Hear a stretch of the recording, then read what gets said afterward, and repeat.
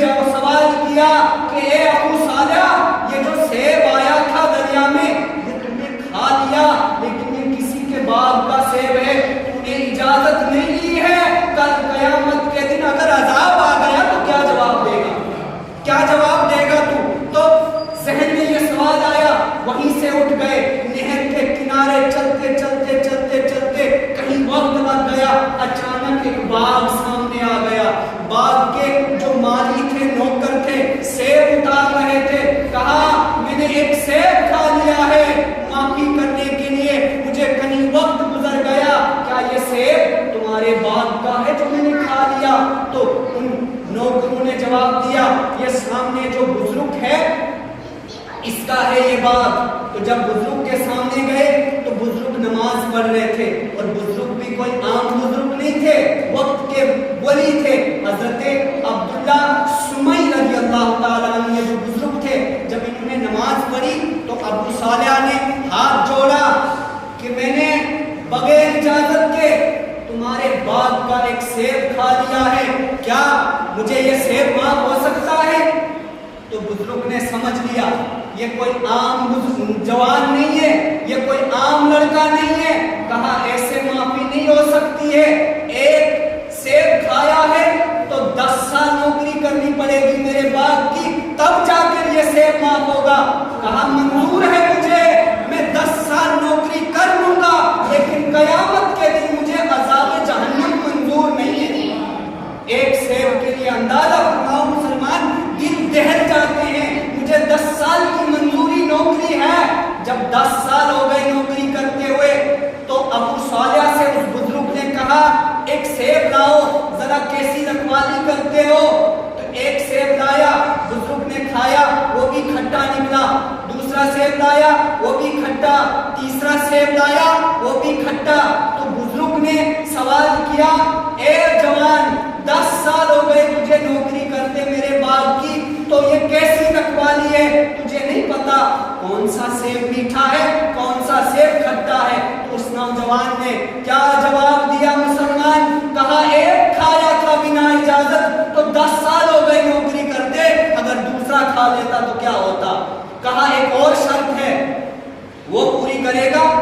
تو میں پھر تیرا سیب معاف کروں گا کہا تمہیں میری بیٹی سے نکاح کرنا ہوگا لیکن شرط بھی ہے سن لے میری بیٹی کے اندر 5 عیب ہے مسلمان صرف 2 یا 4 منٹ 5 عیب ہے ایک تو میری بیٹی بانجھ ہے دوسرا عیب میری بیٹی گونگی ہے تیسری عیب میری بیٹی لنگڑی ہے چوتھا عیب میری بیٹی اندھی ہے پانچواں عیب میری بیٹی ہاتھ نہیں ہے میری بیٹی کے تو نکاح منظور ہے ابو صالح پریشان ہو گئے کہ پوری زندگی گزارنی ہے نہ یہ بانجھ ہے نہ یہ بول سکتی ہے نہ یہ چل سکتی ہے نہ یہ دیکھ سکتی ہے تو کیا کروں میں لیکن اچانک ذہن میں سوال آیا ہاں مجھے یہ شرط بھی منظور ہے لیکن کل قیامت کے دن اگر اس ایک سیب کے لیے اللہ نے پوچھ لیا تو میں کیا جواب دوں گا اندازہ کر لو یار ایک سیب کی معافی کے لیے کیا کیا اس نے طے کر لیا آخر نکاح ہوا تو نکاح جب ہوا جاؤ میری بیٹی کمرے کے اندر ہوگی تو جب ابو صالح کمرے کے اندر داخل ہوئے تو وہاں ایک چودھویں چاند کی طرح ایک حسینہ چمک رہی تھی ایک خوبصورت چاند کی طرح چمکنے والی آگے بیٹھی ہوئی تھی تو وہ دروازے سے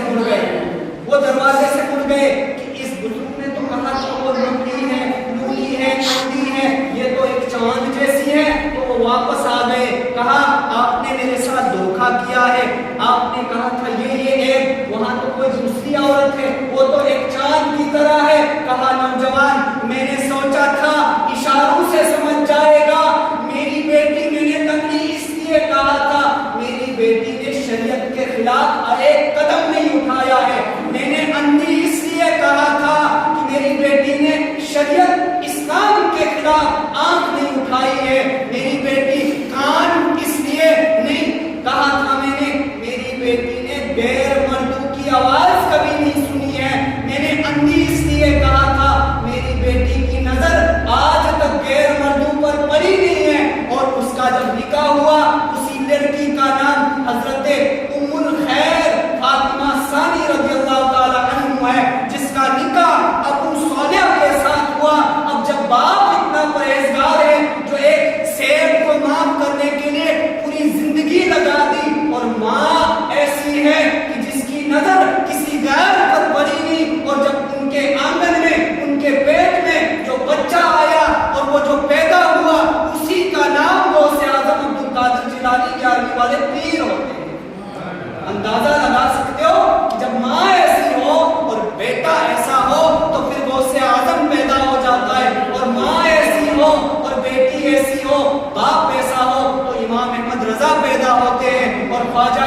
खमैनी पैदा होते हैं और फिर मुजद्दिद अल-क़िस्सानी सरहंदी पैदा होते हैं। और आज भी ऐसा ज़माना है कि माँ अगर अपने बच्चे को दूध पिलाते हुए कुरान की तिलावत करे, नाते नबी सुनाए, और बाप अपने बच्चे को गोदी में उठाए तो कुरान पढ़ता हुआ उठाए और नात पढ़ता हुआ उठाए। आज भी अल्लाह तबारक व तआला इमाम अहमद रज़ा जैसे बेटे पैदा करेगा। आज भी अल्लाह तबारक व तआला सुल्तान सलाहुद्दीन अय्यूबी जैसे बेटे पैदा करेगा।